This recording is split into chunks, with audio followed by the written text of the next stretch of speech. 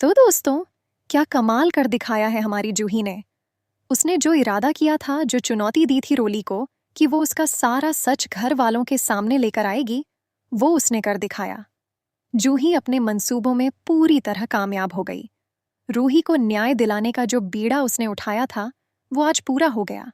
वो रोली, जिसने इतने दिनों से पूरे घर को बेवकूफ बना रखा था, जिसने ये राज छुपा कर रखा था कि वो नाहर के बच्चे की मां बनने वाली है।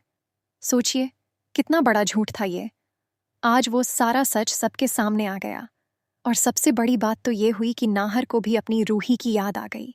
जैसे ही उसे अपनी रूही के बारे में सब याद आया, उसका गुस्सा 7वें आसमान पर पहुंच गया। उसने बिना देर किए रोली का सारा सच, उसकी पूरी पोल पट्टी घर वालों के सामने खोल दी। नाहर ने बताया कि कैसे रोली ने हम सबको बुद्धू बनाकर इस घर में जबरदस्ती घुसपैठ की थी, और कैसे उसने मेरी जान, मेरी रूही को भी मुझसे दूर कर दिया था। ये सब सुनकर तो सबके पैरों तले जमीन खिसक गई।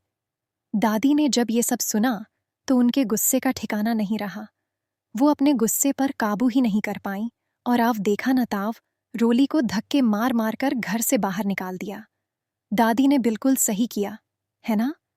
रोली बेचारी रोती बिलखती रही, गिड़गिड़ाती रही कि मुझे घर से बाहर मत निकालो। उसने तो अपनी माँ पर इल्जाम भी लगाया कि ये सब करने के लिए मेरी माँ ने ही मुझे उकसाया था। लेकिन दादी ने उसकी एक न सुनी। आखिर क्यों सुनती, जब उसने इतना बड़ा धोखा दिया था। और अब तो रूही और जूही मिलकर रोली को सीधा जेल भेजेंगी, क्योंकि रोली ने हमेशा रूही को परेशान किया है, उसे तकलीफें दी हैं। ये बात नाहर भी बिल्कुल बर्दाश्त नहीं करेगा। तो दोस्तों, अगले एपिसोड में हमें देखने को मिलेगा कि कैसे रूही और नाहर एक बार फिर साथ आ गए हैं। उनकी जिंदगी की एक नई शुरुआत होगी। और सिर्फ यही नहीं, जूही और समर की भी एक नई जिंदगी शुरू होने वाली है। क्या मस्त जोड़ी है ना इनकी। जिस हंसते खेलते परिवार का सपना रूही इतने दिनों से देख रही थी, जिसके लिए वो अपने नाहर को पाने की कोशिश कर रही थी, आखिरकार आज वो सफल हो गई।